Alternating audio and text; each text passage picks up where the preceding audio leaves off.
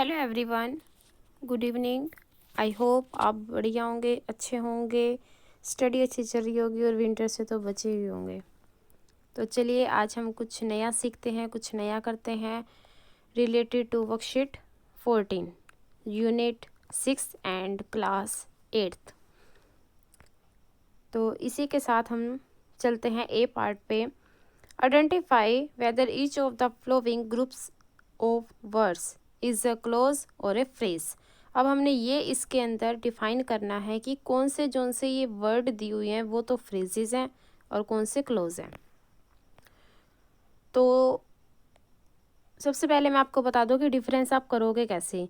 दोनों के दोनों ग्रुप ऑफ वर्ड्स होते हैं, ठीक है। जब हमने चैप्टर किया था इससे रिलेटेड, उसी से रिलेटेड ही आपको वर्कशीट दी हुई है। तो थ्योरी आपको अगर रीड आउट करनी है तो सारी के सारी चैप्टर में है, लेकिन मैं बस थोड़ा सा बता देती हूँ कि दोनों को ही ग्रुप ऑफ वर्ड से ही डिफाइन किया जाता है। लेकिन फ्रेज के अंदर कभी भी आपको सब्जेक्ट नहीं दिखाई देगा, वो विदाउट सब्जेक्ट होता है। लेकिन जो सा क्लोज होता है उसके अंदर सब्जेक्ट होता है। आप इसके अंदर भी देखोगे कि जो सी फ्रेज है फर्स्ट है इन द वाटर। अब आपको पूरा सेंटेंस भी समझ में नहीं आया होगा क्योंकि यहाँ पर सब्जेक्ट ही नहीं है, तो ये मैंने लिख दिया कि फ्रेज है। इसीलिए जो सा ये थर्ड वाला है when he gave a speech, तो ये क्या है क्लोज, मतलब कि थोड़ा थोड़ा समझ में आ रहा है कि जब उसने भाषण दिया था। फिफ्थ है although the dog barked at the boy, कि जब हालांकि कुत्ता जब लड़के के ऊपर भूखा था, तो ये हो गया आपका क्लोज। तो आप सिर्फ इतना ही याद रखेंगे, जो सा आपका क्लोज होता है उसके अंदर सब्जेक्ट होता है, जो सा फ्रेजेस होता है वो विदाउट सब्जेक्ट होता है। सेकंड है वेयर एवर यू गो, ये बन जाएगा हमारा क्लोज। और आफ्टर डिनर, इसके अंदर आपको सब्जेक्ट नहीं दिखाई दे रहा, ये बन गया आपका फ्रेज। और लास्ट है एट द रेलवे स्टेशन, तो ये भी आपका रहेगा फ्रेज, जिसको मैंने पी से डिनोट कर दिया है और सी का मतलब हो जाएगा क्लोज। आई होप आपको अच्छे से ये समझ में आ रहा होगा, और अगर आप लेसन रीड आउट करोगे तो और भी ज़्यादा बेस्ट रहेगा। इसी के साथ हम चलते हैं बी पार्ट पे। Circle the main close and underline the subordinate close. अब इनमें क्या है, तो जो सा ये सबऑर्डिनेट है इसका मतलब होता है डिपेंड। जो सा सेंटेंस, जो सी बात, जो सा आपका ग्रुप ऑफ वर्ड्स है वो डिपेंड फील करवा रहा है। मतलब कि अगर हम हाफ बोल दे तो बात समझ में नहीं आती, ऐसे लगता है सामने वाले को कि थोड़ा सा और बोले तो जाके हमें पूरी की पूरी बात की फीलिंग फील होगी। तो ये सबऑर्डिनेट क्लोज का मतलब होता है कि डिपेंड होना किसी के ऊपर, अदरवाइज वो सेंस ही नहीं देता सेंटेंस किसी भी बात की। जैसे फर्स्ट में ही आप देख लेंगे कि unless you apologize she would not come back. जब तक तुम माफ़ी नहीं मांगोगे ना, she would not come back, तब तक कि वो वापस नहीं आएगी। अगर मैं इसको हाफ बोल दूं, जो सा मैंने ये सर्कल किया हुआ है, सर्कल जो सा किया है ये है आपका मेन क्लोज, ठीक है। और जो सा ये सबऑर्डिनेट वाला है ये पहले वाला है, मतलब कि वो आपको तब तक माफ़ नहीं करेगी। अब मैं इतना बोल के छोड़ दूं तो सामने वाला तो मेरी फेस की तरफ ही देखता रहेगा, हाँ आगे बोलो, कब तक माफ़ नहीं करेगी, बताओ क्यों माफ़ नहीं करेगी।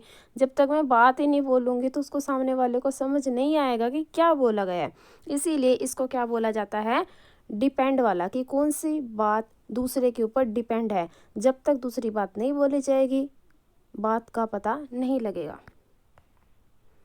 और अंडरलाइन मैंने कर ही दिया है। सेकंड में हमने किया है circle we can't go out, सिर्फ इतने को सर्कल किया है, बाकी सारा आपका रहेगा अंडरलाइन, और अंडरलाइन वाला माना जाएगा मेन क्लोज। थर्ड में आई थॉट को सर्कल करना है। फोर्थ में करोगे आप देव को और इज आ काइंड मैन, इसको कर देना आप सर्कल। फिफ्थ है आई हियर्ड अ वुमन, ये रहेगा आपका मेन क्लोज, और बाकी जो बच गया वो रहेगा आपका डिपेंडेंट। इसी तरह से सिक्स्थ है द गेस्ट अराइव्ड, ये बन जाएगा आपका मेन क्लोज, ठीक है। और इसी के साथ चलते हैं हम सी पार्ट पे। अंडरलाइन द सबऑर्डिनेट क्लोज, मतलब कि अब हमको अंडरलाइन करना पड़ेगा जो डिपेंड वाला पार्ट है, ठीक है। और इतनी बात जरूर ध्यान रखना कि वो ज़्यादातर WH फैमिली से भी स्टार्ट हो जाता है, ठीक है, कंपलसरी नहीं है। Each of these sentences and identify the type. अब आपको टाइप्स भी बताने हैं उसके, ठीक है। फर्स्ट आप करते हैं, he married a girl whom he had met at the university। अब मैंने अंडरलाइन किया whom से लेकर के यूनिवर्सिटी तक, और ये वाला हमारा कौन सा हो गया, सबऑर्डिनेट क्लोज हो गया, और इसका टाइप रहेगा एडजेक्टिव, उसकी विशेषता बताई गई है। सेकंड है डैट से start, Siddharth told me that he wanted to join the reading club, और ये इसका टाइप रहेगा नाउन, इंसान की बात हो रही, संज्ञा। थर्ड है did you understand how the machine works, ये भी रहेगा आपका नाउन। फोर्थ है although I had a slight headache, सिर दर्द, तो ये हो जाएगा एडवर्ब। फिफ्थ में है as soon as the train pulled in, ये रहेगा एडवर्ब। सिक्स्थ है व्हेन, नहीं, व्हाट हैपेंड दैट नाइट, ये रहेगा नाउन। सेवंथ में हो जाएगा all that glitters is not gold, glitter तक करेंगे कि सभी चमकती हुई या सभी पीतल की तरह चमकती हुई चीज़ें सोना नहीं होती, ये हो जाएगा नाउन। एट्थ है I was told that I had been selected for the award, that से स्टार्ट करेंगे और ये आपका रहेगा नाउन, क्लोज। अब है D part, underline the noun clause, underline कर देंगे, ठीक है, in this sentences and identify their roles, उसका रोल क्या है, मतलब कि वो स्टार्टिंग में है तो सब्जेक्ट है, थोड़ा लास्ट वाला अंडरलाइन किया तो वो ऑब्जेक्ट है, अगर उससे पहले कनेक्टिंग वर्ड कुछ है तो वो कभी प्रेपोजिशन तो ना हो या फिर सब्जेक्ट कॉम्प्लीमेंट तो ना हो, तो उस तरह के हमने देखने हैं यहाँ पर। फर्स्ट में देखते हैं whatever she said did not go down well with those present there, तो हम इसको अंडरलाइन कर देते हैं स्टार्टिंग के 3 वर्ड्स को, और ये रहेगा आपका सब्जेक्ट ऑफ सेंटेंस, ये सेंटेंस के क्या है, सब्जेक्ट।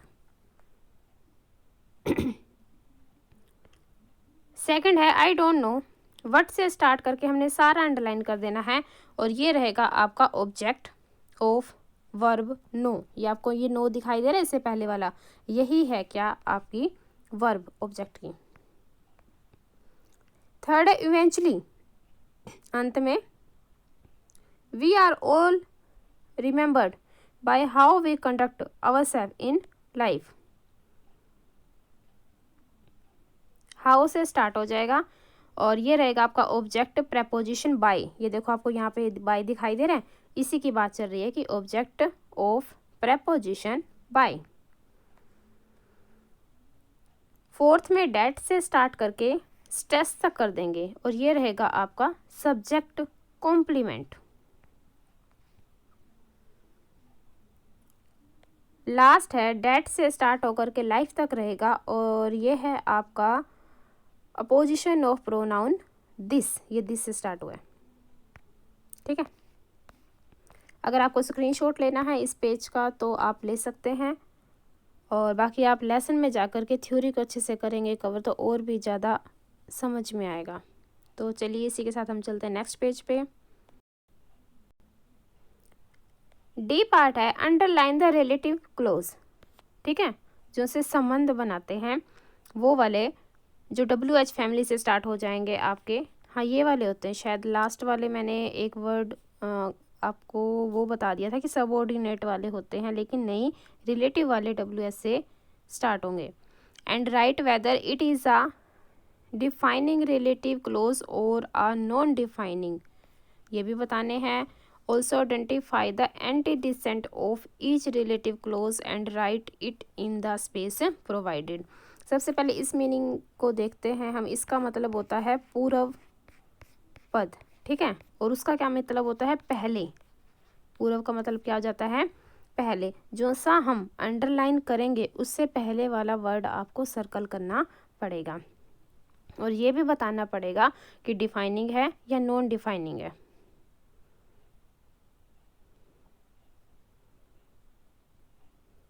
और नॉन डिफाइनिंग में क्या होगा कि अगर इसको अलग अलग भी बोला जाए तो ये इंडिपेंडेंट है, पूरा वाक्य समझ में आ सकता है।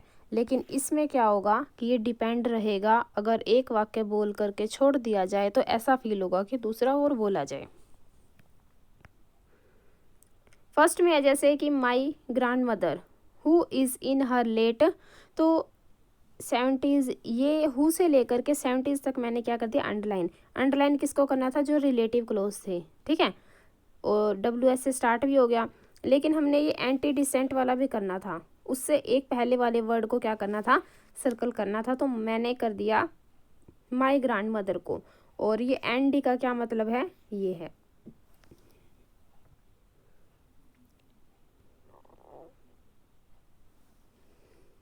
सेकंड है विच इज़ कैपिटल ऑफ तुर्की, ये रहेगा आपका रिलेटिव क्लोज और इससे पहले वाला वर्ड को हमने कर देना सर्कल और ये रहेगा नॉन डिफाइनिंग। थर्ड में हु जस्ट वॉक इन, ये आपका क्लोज है और उससे पहले the young man antecedent है और ये रहेगा डी। फोर्थ में हो जाएगा हु लिव इन इम्फाल और इससे पहले वाला माई आंट को कर देना सर्कल। फिफ्थ में है हु इज साइंटिस्ट, ये रहेगा रिलेटिव क्लोज, अंकितास ब्रदर ये एंटी डिसेंट वर्ड और एन डी नॉन डिफाइनिंग। और ये मैंने क्यों किया है नॉन डिफाइनिंग का, अगर आप इसको अकेले को बोल दोगे ना तो ये इंडिपेंडेंट है, समझ में आ रहा है। अब इसको किसी और वाक्य के साथ कनेक्ट करने की ज़रूरत फील नहीं हो रही, इसीलिए मैंने ये एन डी लिखा है। और ये डी क्यों लिखा है थर्ड में, क्योंकि ये देखो हु जस्ट वॉक इन, जो अभी अभी अंदर गया है तो वो समझ नहीं आ रहा क्या बोला है। एफ पार्ट में करेंगे underline the objective clause in each of these sentences and circle the word that introduce it. तो हमने पहले तो अंडरलाइन करना है और उसके बाद बताना भी है कि नहीं, सर्कल भी करना है, हमने रिलेटिव प्रोनाउन भी बताना है और रिलेटिव वर्ब एडवर्ब भी बतानी है। और जब हमने चैप्टर रीड करा था तो हमारे पास 3 वर्ड्स थे, एक तो था वेहर प्लेस के लिए, और रीज़न के लिए था वाहे, और टाइम के लिए था व्हेन। अगर ये 3 वर्ड्स आ जाते हैं तो हमारा क्या माना जाएगा, रिलेटिव एडवर्ब। बस इन तीनों को याद कर लो और इससे अलग कुछ भी आ जाए तो आप लिख देना रिलेटिव प्रोनाउन है, ठीक है। याद क्या करना है, where why when, reason place और टाइम। फर्स्ट में is this the place, place बोल भी दिया है, और where they found the child, तो ये तो आपको कर देना अंडरलाइन। क्यों किया, क्योंकि एडजेक्टिव क्लोज को अंडरलाइन करना था। अब सर्कल करना उस वर्ड को किसने इंट्रोड्यूस किया, तो ये है वेयर, और वेयर आ गया आपका प्लेस का, तो ये रहेगा आर ए का मतलब है रिलेटिव एडवर्ब। इसी तरह से सेकंड है do you know the reason why, reason ही दे दिया तो वाहे से स्टार्ट करके आप आउट तक कर देंगे, वाहे को सर्कल कर देंगे और ये रहेगा आपका रिलेटिव एडवर्ब। थर्ड है this is the book that I was talking about yesterday, तो ये अंडरलाइन कर देना, और डैट आ गया तो डैट तो हमने लर्न नहीं किया था वो 3 वर्ड्स में, तो ये रहेगा relative pronoun.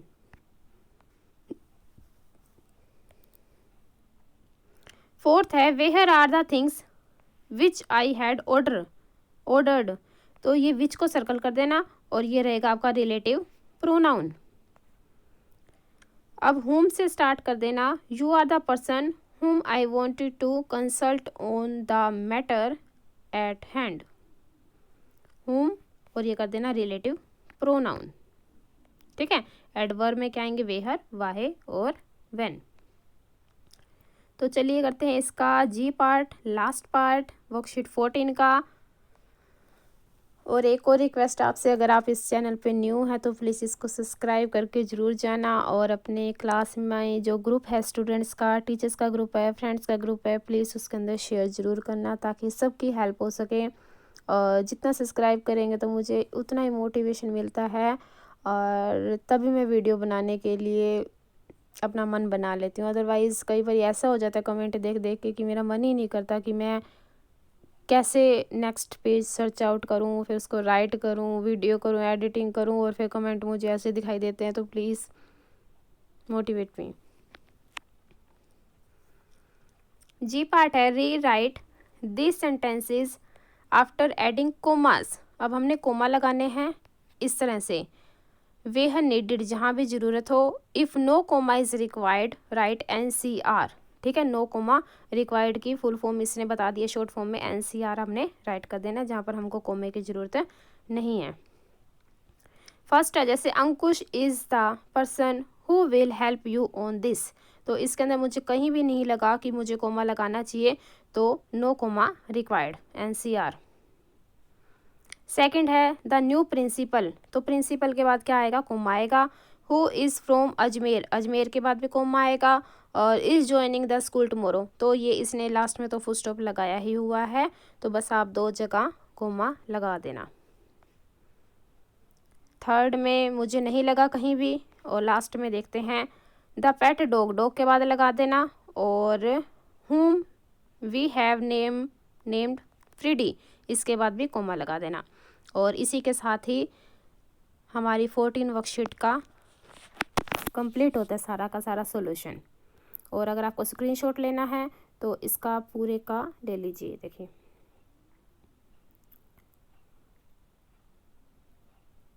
And thank you so much to connect with us, and we will help you a lot.